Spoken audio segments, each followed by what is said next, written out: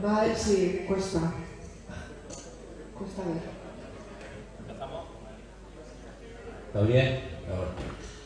Venga, que una vez que empezamos en hora después de inauguraciones, vamos a intentar seguir en hora.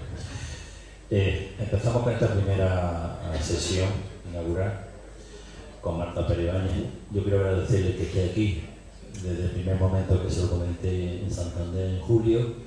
Me dijo que sí.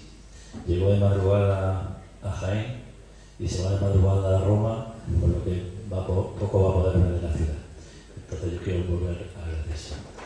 Bueno, Marta Pérez Ibáñez, que todos conoceréis, doctora en Bellas Artes, profesora, tiene numerosos artículos y libros. Ella ha escrito con un jienense, con Isidro López Aparicio, y no quiero contar mucho de ella porque está todo en las redes.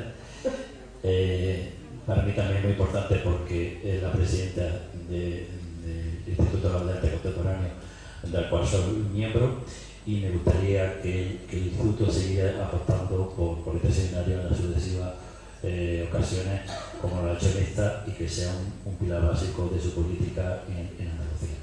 Y sin más, pues Marta nos va a hablar de la función, relevancia y percepción social del arte contemporáneo desde la investigación y el compromiso. Bienvenida, Marta. Gracias, Antonio. Buenos días a todos, a todas. Y yo quisiera también darte las gracias a ti por varias cosas. Primera, por lo que supone desarrollar un acto como este en una ciudad como Jaén, en una provincia como Jaén, que es cuna de grandes artistas, además, que lo sabemos.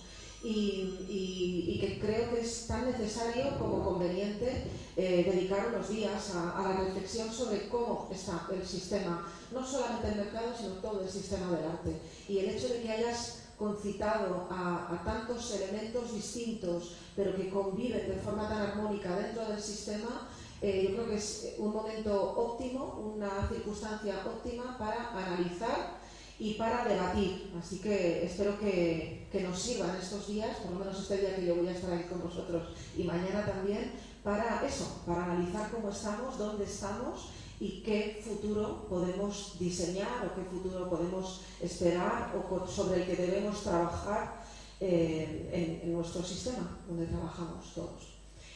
Yo quisiera empezar haciendo algunas puntualizaciones sobre el título de esta conferencia: Función, relevancia y percepción social del arte contemporáneo desde la investigación y el compromiso. Función, relevancia y percepción social, porque son tres aspectos que son tres problemas. Es una problemática compleja dentro del contexto del arte contemporáneo en nuestro país. La función del arte, la función de todos los profesionales que nos dedicamos a gestionar el arte contemporáneo, desde los artistas hasta los museos, desde las instituciones públicas a las privadas, desde la pequeña empresa hasta el público, la función que cada uno desempeñamos dentro de este complejo ecosistema, pero también hasta qué punto demostramos la relevancia del arte contemporáneo para la construcción de nuestra sociedad y, sobre todo, cómo somos percibidos. Cómo es percibido el arte contemporáneo, la cultura en general, el arte en particular y sobre todo el arte contemporáneo por parte de la sociedad. Como digo, son tres problemas que nos preocupan. Desde el IAC nos preocupan mucho, desde el IAC, la asociación profesional que yo presido, nos preocupan mucho, y por ello dedicamos nuestro esfuerzo primero a la investigación, a analizar los datos con los que contamos, a preguntar, a observar y también a dialogar, a debatir. Por eso jornadas como estas son tan importantes, porque nos van a ayudar a conocer datos concretos de la situación en la que estamos. Entonces, por eso la investigación, por eso el análisis de los datos para poder poner medidas que mejoren la situación. Y por eso también el compromiso. Una asociación como el IAC, a la que tú también perteneces, como has comentado, está profundamente comprometida en optimizar al máximo tanto la función como la relevancia, como sobre todo la percepción social del arte de nuestros días, de los artistas, de nuestro tiempo y de nuestro espacio. Por eso a mí me gustó especialmente que estas jornadas tuvieran este título: el impacto del arte en la sociedad. Y por eso creo que estas dos jornadas, como decía al principio, pueden servir muy bien para poner los puntos sobre las íes, sobre todo para explicarnos, para dialogar y explicarnos qué podemos hacer para optimizar al máximo ese impacto del arte en nuestra sociedad. Vale, esto como pequeña introducción. Pero me gustaría empezar con un artículo que leí hace unos meses, que encontré en Bloomberg, un artículo escrito por Laura Zabel, que hablaba de esto, cómo los artistas pueden liderar la recuperación después de la pandemia en la que todos estamos ahora mismo metidos. Y hubo concretamente una frase, claro, ese título ya nos dice muchas cosas, ¿no? El arte y el arte contemporáneo y las personas de los y las artistas ayudando a liderar una recuperación de una crisis tan seria, tan profunda y tan que ha afectado tanto a toda la sociedad y a nivel global, tan importante como ha sido la pandemia. Cómo desde el arte podemos encontrar ya estructuras que nos ayuden a sobreponernos a esta crisis. Y hubo en concreto una frase que me llamó la atención y por eso la he traído aquí. La contribución de los artistas en el proceso de imaginar y representar un futuro más saludable puede ser significativa, pero no surge por arte de magia. El arte es una profesión y a menos que construyamos mejores y más equitativos sistemas de apoyo para los artistas, seguiremos perdiendo este ingrediente vital para ayudar a construir un mundo más justo, más conectado y más humano. Hay varias cosas en esta frase que a mí me llaman la atención y por eso la he traído. En primer lugar, no solamente se está hablando de los artistas ayudando a liderar ese proceso de cambio o de recuperación, sino que también se está poniendo hincapié en un aspecto muy importante, que es que el arte es una profesión. El arte, desde el punto de vista de los artistas, es una profesión. Todo profesional, y eso está en nuestra Constitución, todo profesional tiene derecho a vivir de su trabajo. Los artistas y el resto de profesionales de nuestro ámbito. Y también los gestores del arte contemporáneo. Todos tenemos derecho a vivir en unas buenas condiciones del trabajo que desarrollamos. Por eso es importante que existan momentos y que existan espacios de apoyo a los profesionales, desde los artistas a todos los gestores. Eso está aquí. Pero también hay una cosa importante en esta frase y es eso que dice al final, para ayudar a construir un mundo más justo, más conectado y más humano. Cuando decía al principio que toda la reflexión que desarrollemos durante estos días nos tiene que ayudar también a pensar en qué situación estamos y qué podemos planificar de cara al futuro, me estoy refiriendo sobre todo a esto. Todos hemos aprendido durante la pandemia cuáles habían sido nuestros fallos, en dónde habíamos cometido errores en los años posteriores a la crisis de 2008 y justo anteriores a la pandemia. Y nos hemos dado cuenta de que ciertas cosas no pueden crecer de forma desmedida, que tenemos que ser más coherentes, que tenemos que ser más sostenibles, más éticos. Y por eso esta reflexión que nos vaya a ayudar de cara al futuro tiene que ir por esta misma línea, ¿no? Construir un mundo más justo, más conectado y más humano. Y todo esto me llevaba a pensar en cómo estamos, en cuál es la situación de nuestro complejo ecosistema del arte contemporáneo, ¿no? Y nos planteamos algunas preguntas. Nos planteamos sobre todo nos planteamos en qué situación estamos ahora y de dónde venimos, cuál ha sido la evolución en estos últimos años y sobre todo que nos ayude todo esto a considerar que necesitamos una estructura sobre la que apoyarnos en esta recuperación, una estructura que se base precisamente en la cultura y en el arte, como ejes de toda esa recuperación. Pero al mismo tiempo nos preguntamos si estamos poniendo los medios necesarios, si realmente lo que estamos haciendo nos va a llevar a conseguir esos fines, ¿no? Y lo que decía hace un momento, cómo es percibida la cultura en general y el arte en particular por parte de la sociedad. El alcalde lo comentaba hace un momento, es importante que los jóvenes aprecien en el arte y sobre todo en el arte contemporáneo una ventana al tiempo y al espacio que todos estamos compartiendo. Que los artistas nos están ofreciendo una visión, un punto de vista sobre la realidad que todos estamos compartiendo, que no es algo ajeno a la sociedad, sino que forma parte de nuestra propia sociedad, ¿no? Y sobre todo, de ahí parte la necesidad de analizar la situación. Por eso, lo que comentaba al principio, por eso la investigación, por eso tenemos que tender a escuchar y a observar y a analizar los datos de los que partimos, ¿no? Los datos con los que podemos contar. Hay un estudio que se publicó el año pasado en Estados Unidos y que se menciona precisamente en este artículo de Laura Zaber, que se llamaba así: Arte como profesión. El arte es una profesión, es un trabajo. Políticas de apoyo a los trabajadores creativos, no solo a los artistas, sino a todos los profesionales del contexto del arte contemporáneo. Y este artículo, que es muy interesante, este informe, que es muy interesante y que recomiendo encarecidamente buscar en Google, ofrece una serie de recomendaciones. Algunas recomendaciones que además están intrínsecamente unidas a las reivindicaciones que desde el IAC y desde toda la mesa sectorial a la que pertenecemos estamos manteniendo desde hace unos cuantos años. Conocer a fondo la idiosincrasia del trabajo creativo, de ahí la importancia de la investigación, de conocer, evaluar, analizar los datos. Una cosa muy importante, incluir a los artistas y al resto de profesionales en la toma de decisiones políticas, en esas políticas de apoyo que decíamos que necesitamos desde el mundo de la cultura, incluir a los artistas y al resto de profesionales en esa toma de decisiones supone, entre otras cosas, algo muy importante, que es evitar cometer errores. Evitar cometer los errores que a veces con buena voluntad, pero sin conocimiento profundo de la idiosincrasia del ecosistema, se cometen a menudo. Errores, además, básicos en cosas tan importantes, y todos recordamos, cosas tan importantes como las ayudas que se ofrecen a la promoción del arte contemporáneo. Quienes mejor conocen la situación de los artistas a la hora de solicitar esas ayudas son los propios artistas.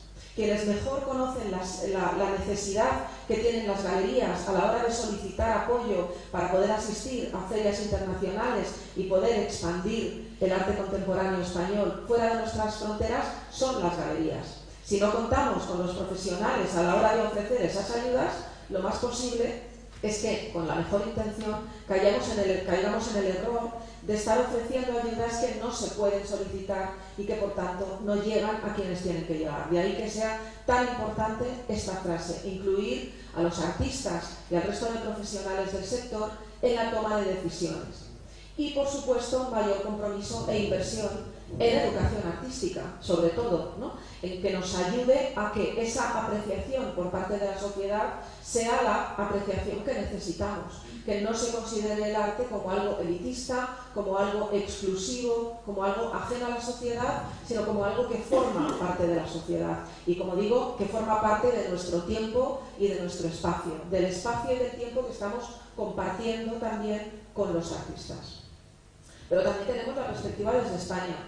Y tenemos bastantes fuentes de datos, fuentes de información. No siempre útiles, también hay que decirlo, pero las tenemos. El Ministerio de Cultura todos los años ofrece una serie de informes, la estadística, el anuario de estadísticas culturales, la cuenta satélite de la cultura en España, también muy interesante, la encuesta de hábitos y prácticas culturales, que nos dan información, pero a veces nos falta información más precisa. ¿Por qué? Porque, como comentaba antes, hablando de las ayudas, si parte de la clase política, no parte de la clase profesional. Entonces, hay muchos datos que nos faltan a la hora de analizar. Por ejemplo, en lo que yo soy más especialista, en el tema del mercado del arte. En el tema del mercado del arte, mientras no exista una segmentación específica para las galerías de arte contemporáneo, se las seguirá segmentando junto con otro tipo de comercios al por menor, comercios de primera o de segunda mano, comercios de elementos culturales, que no tienen nada que ver con lo que es una galería de arte, que trabaja directamente entre el artista y la sociedad, entre el artista y el público, entre el artista y el coleccionista. Y además entre el artista y la institución. No tiene nada que ver con una tienda ni siquiera con un anticuario. Entonces, por eso digo que es necesario conocer los datos de la mejor forma posible y con la mayor profundidad posible para poder analizarlos y para poder optimizar el análisis posterior. Perspectiva desde España. Pero también tenemos otra serie de elementos, de informes que se han realizado en los últimos años y que nos dan una idea muy buena de en qué situación estamos. Tú comentabas, además, el informe que hace unos años redactamos y publicamos Isidro López Aparicio, jienense, y yo, que además aportó datos sobre la situación, información importantísima para la redacción del Estatuto del Artista, que un año después fue aprobado por unanimidad en el Congreso de los Diputados y que poco a poco se va desarrollando. No es una reforma legislativa, es toda una estrategia de reformas legislativas, con lo cual es algo muy complejo, está lleno además de pequeños detalles que poco a poco hay que ir poniendo sobre la mesa y ir desarrollando en un diálogo continuo entre todos los ministerios que están englobados, porque no solamente cultura, como es lógico, está economía, hacienda, está trabajo, seguridad social, está educación también. Hay muchos ministerios que están ahí también trabajando junto con cultura para sacar adelante el Estatuto del Artista, y nosotros tenemos un poco el orgullo de haber podido ofrecer nuestro trabajo para que se conociese la situación de los artistas en España. Tenemos también los estudios que la doctora Claire McAndrew ha realizado, apoyados por o patrocinados por la Fundación La Caixa, sobre el mercado español, que en la última ocasión, del año 21, hicimos en colaboración con el IAC, y tuve yo la suerte también, el honor de poder coordinar el trabajo con esta doctora muy importante que conoce a fondo el mercado global, el mercado internacional, y de donde durante todos estos años ha ido segmentando los datos españoles para contextualizar la situación actual del mercado. En este último informe, que como digo ya coordinamos desde el IAC, teníamos además nuestro compromiso por conocer no solo la situación del mercado, de las galerías, la venta de la obra de arte, sino sobre todo la relación del mercado con el resto del sistema. La relación con los artistas, la relación con las instituciones, con los museos, con la iniciativa pública y privada, con las asociaciones, también los problemas legales que nos encontramos en España y que en muchos casos proceden también de problemas legislativos, normativos, que afectan a muchos otros países y que en este estudio sacamos un poco a la luz y nos ayudan también a entender. Y por último tenemos el informe sobre el estado de la cultura, tenemos estos dos últimos del 21 y del 22. En el 21 yo tuve la suerte también, porque para mí fue un placer, poder redactar el capítulo dedicado a las artes plásticas y visuales, con lo cual tuve que profundizar a fondo en los problemas y en las problemáticas, es decir, en toda la complejidad de los diferentes ámbitos dentro del ecosistema del arte, analizándolos a fondo y plantear qué medidas podemos tomar para mejorar la situación en la medida de lo posible. Y de ahí salieron bastantes conclusiones que fueron además muy interesantes y que, bueno, tenemos la lupa puesta en si realmente estamos consiguiendo los objetivos que nos planteábamos entonces. Entonces, claro, volvemos a pensar en esto, cuál es la situación del arte y la cultura en el mundo postpandémico, y podemos analizar poquito a poco diferentes ámbitos de nuestro ecosistema. En primer lugar, empezamos por los artistas, que es de los que hemos estado investigando en estos últimos años. Sabemos que el trabajo de los artistas es precario, sabemos que ser artista en España es especialmente difícil, ser artista y mujer en España es doblemente difícil, pero en todos los sentidos es difícil. Los artistas, es menos del 15% los artistas profesionales en España que pueden vivir del arte, con lo cual es un problema que tenemos que tener en cuenta, porque de cómo trabajen los artistas dependerá el futuro de nuestro arte contemporáneo. Es decir, cuando este arte contemporáneo llegue a los libros de arte del siglo próximo, se hablará de los artistas que ahora lo están pasando mal para poder pagar sus facturas, con lo cual también hay que pensar en qué condiciones estamos ofreciéndoles a los artistas y a las artistas para que puedan desarrollar su trabajo en libertad, con responsabilidad y sobre todo protegidos por unas medidas, por unas políticas que los apoyen, ¿no? Pero también tenemos el tema de los museos en proceso de cambio, los museos después de la pandemia, el museo vacío, ¿no? Cuando tuvieron que cerrar todos los museos y se dieron cuenta de que la única forma de estar en contacto con sus públicos, la única forma de desarrollar su labor de difusión del arte a la sociedad era a través de las ventanas que nos ofrecían los ordenadores y los móviles y las tabletas, se dieron cuenta de que había que cambiar muchas estrategias. Se dieron cuenta también, y es algo en lo que estamos en pleno proceso actualmente. Hace una semana, 10 días, tuve ocasión de participar en esta charla, en esta conversación en el Museo Thyssen, en el 30 aniversario del Thyssen, sobre el futuro de los museos. Ojo a la foto, porque la foto a mí por lo menos me pone los pelos de punta. Si este es el futuro de los museos, donde el 80% de las personas son hombres y tienen más de 70 años, ¿cuál es el futuro de los museos? Yo es lo primero que me planteé. La foto esa no ayuda mucho. Pero sí que tuvimos un debate muy interesante pensando en cómo están evolucionando los museos en una situación difícil como aquella en la que estamos ahora, ¿no? Sabemos que más del 70% de los museos españoles dependen de la administración pública, y por lo tanto dependen, en muchos casos, y por desgracia, dependen de gestores, de administraciones que no van a durar más de 4 años, que es lo que dura una legislatura. Entonces, si pensamos en que la cultura y el arte tienen que ser elementos estructurales de nuestra sociedad, de nuestro desarrollo como colectivo y de nuestro desarrollo personal también, si queremos que sean elementos estructurales, tienen que ser duraderos, no pueden depender de los vaivenes de la política, no pueden depender de la durabilidad de las administraciones. Los directores de los museos, los gestores de los museos necesitan protección, y es algo que debemos demandar también de las administraciones. Tienen la responsabilidad de proteger y de apoyar los equipamientos culturales y a los gestores que de ellos dependen. Con lo cual es una reivindicación que también desde la mesa sectorial estamos llevando a cabo, porque es algo importante, es algo que debemos recordar permanentemente. Además es un mantra que debemos recordar siempre: reclamar a las administraciones el respeto, el cuidado, el apoyo que les debemos, que ellos nos deben a nosotros, porque está en su contrato, está ahí, ¿no?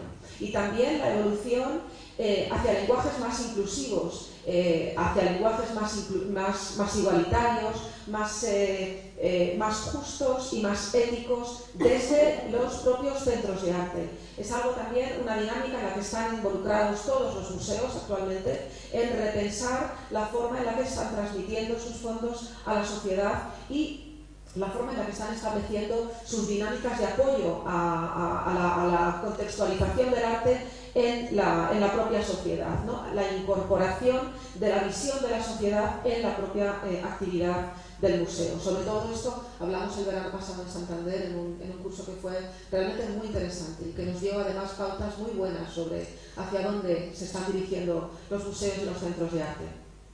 Tenemos también el mercado del arte. Vamos a tener galeristas hablando aquí en estos días, y vamos a hablar con coleccionistas también. El mercado del arte, hay que recordar que parte sobre todo de pequeñas y microempresas, es decir, parte de una iniciativa privada tan precaria como la de los artistas, tan difícil de mantener en muchos casos como la de los artistas, y que parte sobre todo del puro compromiso. Igual que el trabajo de los artistas, el trabajo de los galeristas parte también del compromiso. Entonces, requieren mucho apoyo, exactamente igual, como estábamos comentando, requieren mucho apoyo, y sobre todo no podemos perder de vista la función imprescindible que ejercen las galerías, el mercado en general, en la legitimación de los artistas, de la obra de los artistas. Cuando los coleccionistas acuden a una galería para comprar una obra de un artista, es porque confían en esa galería a la hora de seleccionar a esos artistas. Sabemos que los artistas españoles, y además es uno de los resultados que apreciamos en el estudio que hicimos hace unos años y del que he hablado hace un momento, sabemos que los artistas españoles en su gran mayoría, si no trabajan con galerías, tienen como objetivo encontrar una galería con la que puedan trabajar. Es decir, esa conexión entre las galerías y los artistas es algo que tiene que fluir también, es algo importante y necesario. Es necesario además reconocer ese trabajo no solamente en la comercialización de la obra de arte, sino sobre todo en la difusión y comunicación de la obra del arte contemporáneo que las galerías ejercen a todos los niveles. Las galerías son pequeños espacios para conocer el arte, abiertos al público, de entrada gratuita, abiertos 5 o 6 días a la semana y que realmente están ofreciéndonos una visión del arte contemporáneo muy buena y muy completa, ¿no? Así que eso también hay que reconocérselo. Todas las actividades, esto es un pequeño ejemplo, esos 3 momentos de apertura que hemos tenido recientemente en Madrid, en Barcelona y en Valencia, y yo creo que en Andalucía también se hace alguna iniciativa de apertura de la temporada en galerías, no sé si en Sevilla, en las asociaciones de galerías que se preocupan en abrirse, porque son espacios además de compartir el arte contemporáneo con la sociedad de una forma tan generosa como lo es. Los coleccionistas, hablábamos de mercado, pero también cómo son estos coleccionistas nuevos, ¿no? El año pasado tuvimos una conversación, 2 jornadas de mesas redondas muy interesantes en la Fundación de Amigos del Reina Sofía, justo antes de Arco, sobre este tema: mecenas emergentes, experimentación y reinvención en el coleccionismo contemporáneo. Han cambiado mucho las formas de acercarse al arte contemporáneo por parte de los coleccionistas. Han cambiado mucho y de muchas formas, y además han cambiado muy profundamente.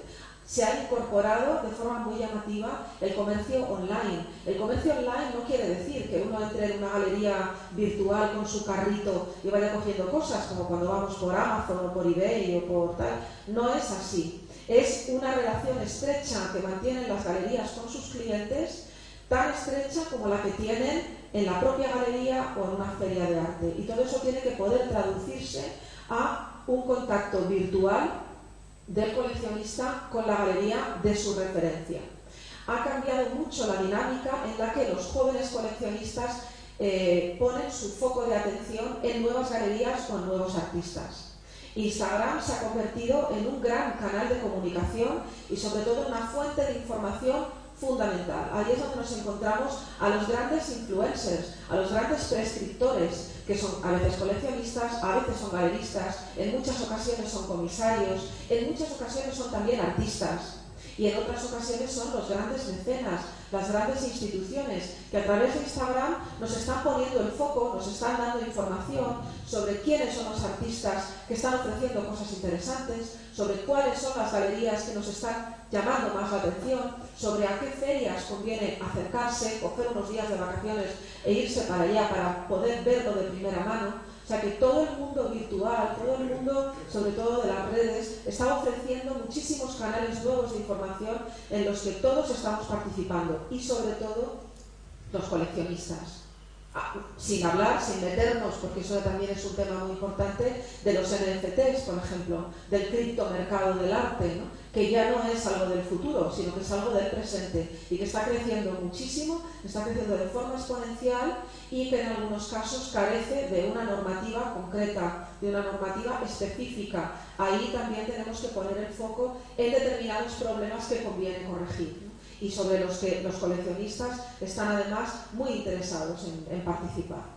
Y tenemos también el tema de la mujer, la necesidad de abundar en esa igualdad de género en todos los ámbitos. Sabemos, porque además este libro en concreto de desigualdad de género en el sistema del arte en España lo publicamos en el año 20 con apoyo de MAF, de Mujeres en las Artes Visuales, pero es un trabajo que veníamos desarrollando desde 2017 y vimos en esos 3 años aproximadamente, vimos cómo ya había cambiado la mentalidad, como muchas de las personas que nos hablaron al principio de este trabajo de que no consideraban importante poner el foco en la desigualdad de género porque no consideraban que hubiera tal desigualdad de género, porque a la hora de seleccionar a los artistas para su galería o para su colección no se fijaban en si eran hombres y mujeres, y pocos años después nos dijeron, no, es que es verdad, es que hay muchas mujeres de las que no sabemos nada porque no se las ha dado el lugar como para expresarse y explicarse y contar lo que están haciendo, con lo cual hemos visto, como digo, cómo han evolucionado las cosas, pero todavía queda mucho trabajo por hacer y estamos en proceso de hacerlo y de igualarlo. la educación artística. Antes comentaba el punto de inflexión que nos va a permitir cambiar la percepción social respecto de la cultura en general y del arte en particular, y sobre todo de la importancia y de la relevancia del arte contemporáneo para nuestra construcción como individuos y para nuestra construcción como colectivo, está realmente en implementar y en optimizar la educación artística. Hay un colectivo muy comprometido que es Educación No Sin Artes, que ha realizado además un decálogo de corrección de la Ley CELA, que no se ha llevado a cabo, como sabemos. La Ley CELA se ha puesto en marcha y ahora realmente desde el IAC estamos evaluando el impacto que la Ley CELA está teniendo, porque ya se ha empezado a desarrollar la educación de este curso bajo la nueva Ley CELA. Estamos analizando el impacto de las modificaciones de la Ley CELA en la forma de impartir la educación artística desde este mismo curso. Así que estamos ahora en proceso de estudio, de análisis, con diferentes comunidades autónomas para evaluar cómo se está desarrollando en las diferentes áreas geográficas de España y ver si realmente todavía quedan muchas cosas que hacer, que las hay. Educar a los docentes, sobre todo, educar a los educadores en la transmisión de la importancia del arte contemporáneo. Y, por supuesto, la transformación digital. Como decía, estamos todos involucrados en esto. Estamos todos involucrados y, como digo aquí, está creciendo mucho y creciendo muy deprisa y muy profundamente, de una forma que no sabemos hasta dónde puede llegar. No sabemos cómo va a evolucionar en los próximos años, pero sí sabemos que está evolucionando mucho. El caso de Damien Hirst, por ejemplo, con el Currency Project, es un ejemplo. Cómo se ha puesto el foco en la quema de la obra de arte, que no se había querido aprovechar, digamos, la obra física, se aprovechaba o se revendía, digamos, entre comillas, la obra se cambiaba, digamos, por su criptovalor, por su valor en criptomoneda, por lo tanto se quemaba la obra física que el cliente no había querido, ¿no? Esto se ponía el punto de inflexión en esto cuando en realidad estamos hablando de arte múltiple, igual que hablaríamos de cualquier tipo de grabado, de obra gráfica, ¿no? Tenemos que todavía entender mucho lo que supone el arte dentro del mundo de NFTs, que es una parte muy pequeña. El arte en NFTs es un porcentaje mínimo respecto a todo lo que se puede comprar y vender en el mundo del NFT, ¿no? Que es muchísimo campo comercial, digamos, ¿no? Pero tenemos que analizarlo porque la obra de arte no es cualquier cosa, no es cualquier producto comercializable, sino que es algo que procede del artista, es material sensible. Por lo tanto, de ahí que necesitemos normativa específica para centrarnos en los problemas que puede plantear. Y todo esto nos lleva, y ya terminamos. ¿Cómo vamos de tiempo? ¿Vamos bien de tiempo? Sí, tú avísame que yo me enrollo mucho, ¿no?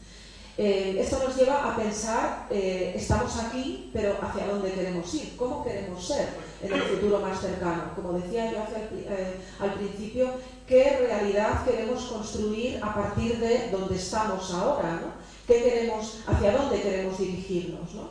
Pues tenemos una serie de asignaturas pendientes. Como comentaba antes, el IAC forma parte del estatuto de la Mesa Sectorial del Arte Contemporáneo, junto con otras 6 asociaciones, con las galerías, con los directores de museos, con los artistas, con los gestores culturales y con las mujeres en las artes visuales, y tenemos una serie de reivindicaciones por las que estamos luchando permanentemente. Esas son nuestras asignaturas pendientes y son, digamos, la punta de lanza de nuestro trabajo continuo con nuestros socios, con todos nuestros socios de cada una de esas asociaciones, y en nuestro diálogo permanente con las administraciones y con el resto del sector. Y hay muchas asignaturas pendientes. Directamente con el Ministerio de Cultura y el resto de ministerios tenemos el Estatuto del Artista, que, como decía, poco a poco va cambiando, va evolucionando, pero todavía requiere más tiempo. Tenemos el IVA cultural, que parece que ya se va a rebajar, el IVA de las galerías, ¿no? Que es además un hándicap que tienen nuestras galerías cada vez que acceden al mercado internacional, tanto en ferias internacionales como en nuestra propia ARCO, ¿no? Ese IVA cultural que se bajó para los artistas hace años, pero no para las galerías, y que, como digo, es un hándicap para el propio mercado. Tenemos el tema del 1,5% cultural también. ¿Cómo se aplica bajo qué criterios se aplica y para qué se aplica, cuál es el objetivo, cuáles son los fines para aplicar ese 1,5%, que no es comprar esculturas estupendas para poner en el centro de las rotondas, que tiene que ir mucho más allá y que tiene que intentar fomentar también, ayudar, apoyar a la creación contemporánea, a la plástica contemporánea, esa aplicación correcta, óptima del 1,5 cultural. Un plan estratégico para la cultura. Es una de las reivindicaciones que el IAC ha mantenido desde hace años y seguimos proponiendo a todas las administraciones, porque se puede pensar en un plan estratégico a nivel estatal, a nivel nacional, pero también se pueden gestionar pequeños planes estratégicos a nivel autonómico o incluso a nivel local, ¿no? Poner de acuerdo a las diferentes fuerzas políticas para que esas estrategias duren en el tiempo, no se queden en una legislatura. Crear pequeños pactos de Toledo, ¿no? Os acordamos de la transición española. Crear estrategias que puedan durar en el tiempo y que puedan ser tan duraderas como queremos que sea nuestra propia cultura. La defensa de las buenas prácticas. Hay muchas malas prácticas, muchas, en todo el sistema del arte. Y muchas además en las que volvemos a caer muy a menudo. Ese trabajo gratuito, cuando nos piden participar en unas jornadas, lo que sea, porque nos va a dar promoción. No, los trabajadores queremos cobrar por nuestro trabajo, igual que cualquier otro profesional. Eso es una mala praxis. Las injerencias políticas que tienen que sufrir a menudo los directores de los museos, por ejemplo. La obligatoriedad de exponer determinada exposición a determinado artista que no ha sido validado por un consejo especializado, ¿no? Ese tipo de injerencias políticas, ¿no? La dependencia de unos presupuestos que en muchos casos son aleatorios, que en muchos casos no llegan a tiempo. Todo eso también son malas prácticas en las que vamos cayendo como la piedra en la que el hombre, la mujer, caemos a menudo, ¿no? Son determinados aspectos sobre los que conviene luchar. La desigualdad de género también es otra de las malas prácticas. Muchos temas que tenemos ahí. Tenemos además un código de buenas prácticas en museos y centros de arte que estamos intentando que se vuelva a ratificar por el Ministerio de Cultura, ¿no? Y que sirva de apoyo. Optimizar la educación artística, como decíamos, es una asignatura pendiente de las más importantes. Optimizar también cómo es percibido el arte contemporáneo español a nivel internacional. ¿Qué estrategias estamos llevando a cabo para que nuestra imagen en el exterior sea coherente con lo que se está desarrollando en España? También reivindicamos una cosa desde el IAC, y no estamos teniendo mucho éxito, y es coordinar las políticas de visibilidad internacional de la cultura española desde España. Que los diferentes ministerios, las diferentes instituciones públicas y privadas se coordinen, que se sigan estrategias comunes, que no se contraprograme, que se apoye a determinados artistas, a determinados movimientos que realmente lo requieren, que esos premios nacionales que estamos ofreciendo tengan repercusión en la visibilidad del arte español fuera de España.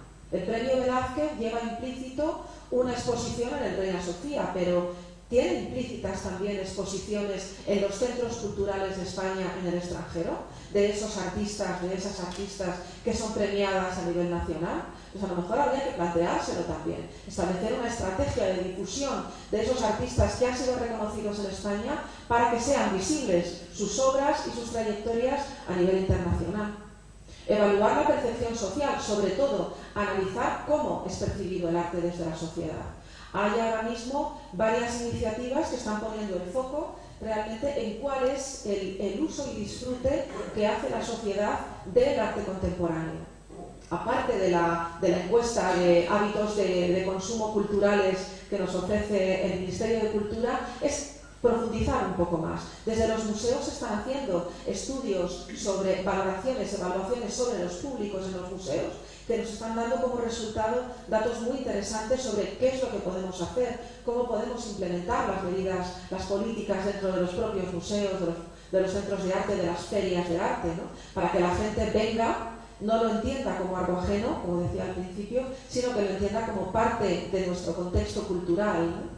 En el bono cultural de los adolescentes me parece que no hay mucha compra de obra de arte, me parece a mí, ¿no? Yo creo que van más por el videojuego, ¿no? Sí, y a lo mejor por los NFTs, pero de otras cosas, no de arte. Y como comentaba al principio, ¿no? la participación en la toma de decisiones, que se cuente con los artistas, que se cuente con los gestores, que se cuente con los profesionales en el desarrollo de políticas de apoyo a todo el ámbito de la cultura y a todo el ámbito del arte contemporáneo. En ese diálogo que tiene que haber, ese diálogo imprescindible de las administraciones con los profesionales. En el IAP estamos muy involucrados además en que toda nuestra red de asambleas territoriales, de delegaciones territoriales, tenga un diálogo fluido con las administraciones locales, administraciones autonómicas y locales, pero que sepan que pueden contar con nosotros para ofrecerles información sobre cómo está el sector, ¿no? Eso es muy importante, para evitar cometer errores, como decía antes, ¿no? Y siempre pensando que estamos en momento de cambios y que ante los cambios tenemos que adaptarnos. ¿Por qué?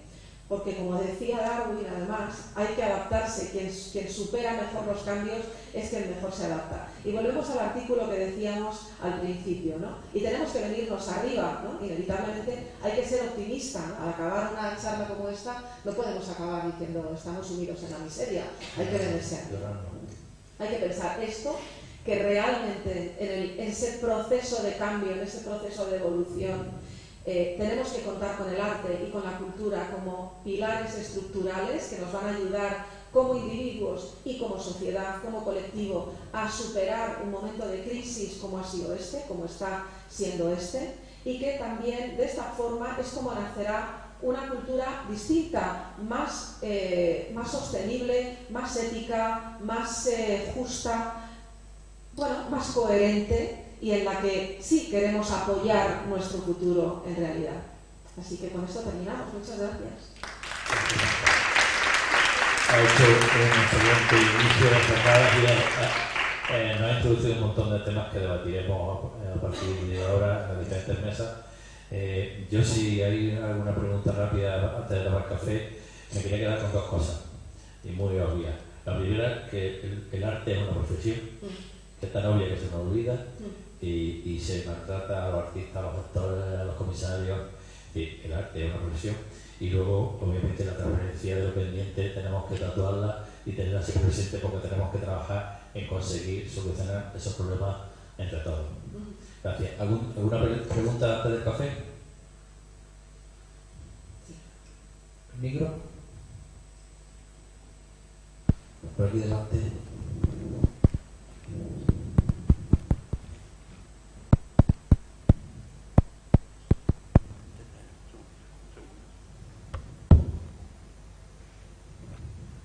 Hola Marta, muchas gracias.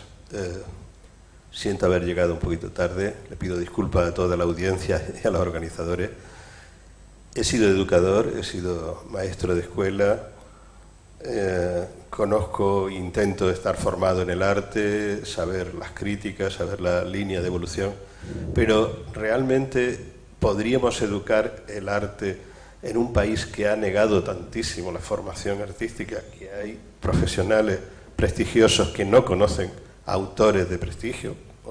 Para nosotros como jiennenses, Rafael Zabaleta es un poscubista de un gran nivel, de una obra muy sólida, y sin embargo pues no aparece en las enciclopedias de la editorial más importante, que ha hecho libros de arte y que vendía como si fuera un banco a plazos, ¿no? Quiero decir, ¿qué hacemos con dos pilares para mí importantes?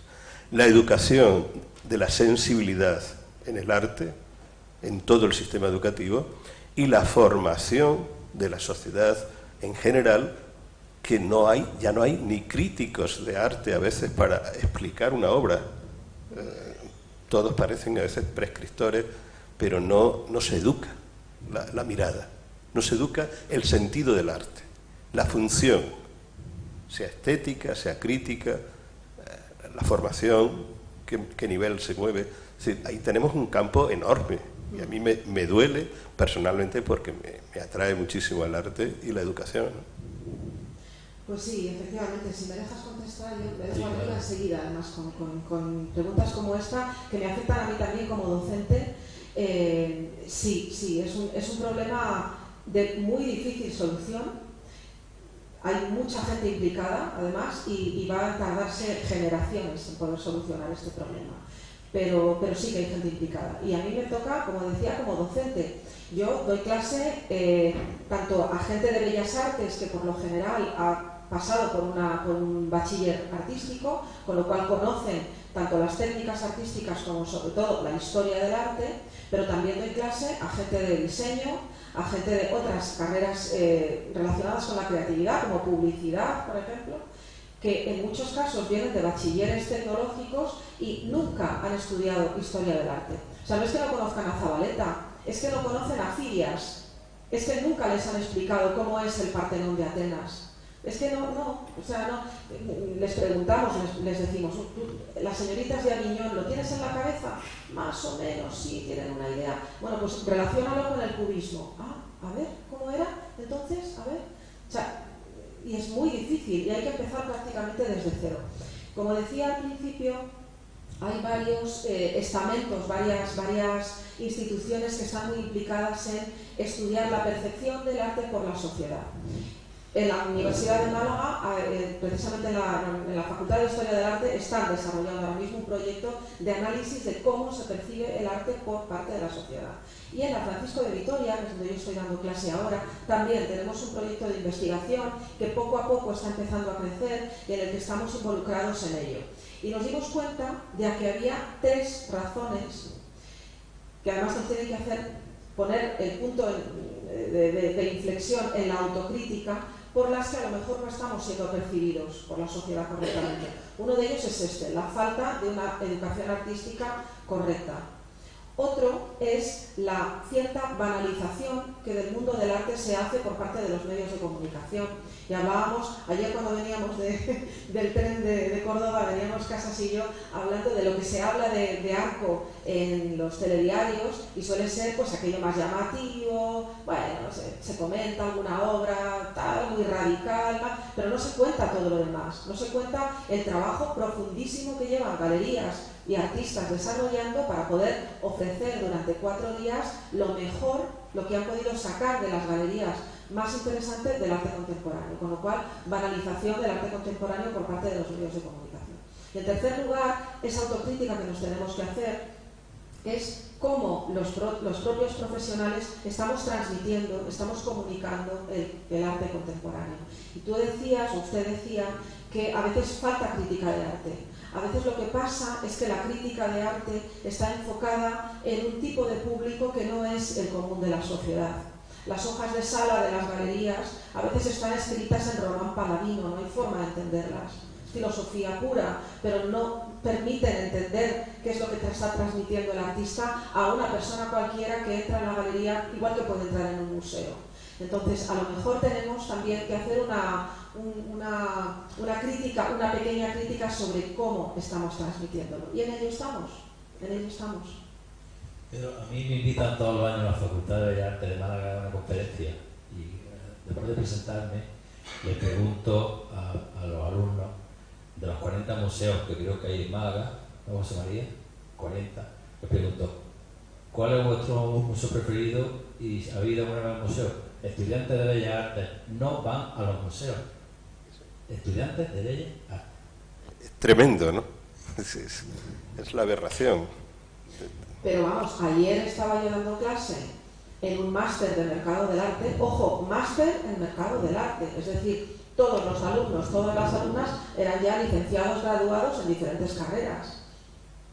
Yo creo que, porque además yo pongo muchos ejemplos en las clases, les hablé de artistas, les hablé de comisarios, les hablé de críticos, les hablé de bienales, de galerías, de ferias. Yo creo que del 100% de los nombres que yo mencioné en esas 4 horas de seminario, el 80% ¡bum!, les pasó por encima de la cabeza. Y me miraron como diciendo, a ver, ¿cómo? Repíteme el nombre que lo voy a apuntar. Y yo les decía, bueno, buscadlo en Google, porque todo esto os va a dar pautas para vuestro trabajo en el futuro, pero llama la atención que no lo conozcáis. Sí. Tremendo. Más antes de tomar café. Hombre, yo estaría debatiendo todo el rato, pero no creo que me lo permitan los asistentes. No, y daré conversación. Yo dejo mi trabajo un día entero de una forma imprevista y vengo a dialogar, no a convencer a nadie, pero estaré encantado de participar en las cuestiones que me dejéis. Felicidades, Antonio, por tu trabajo. Gracias. Pues 5 minutos de café mientras montamos la primera mesa. Gracias.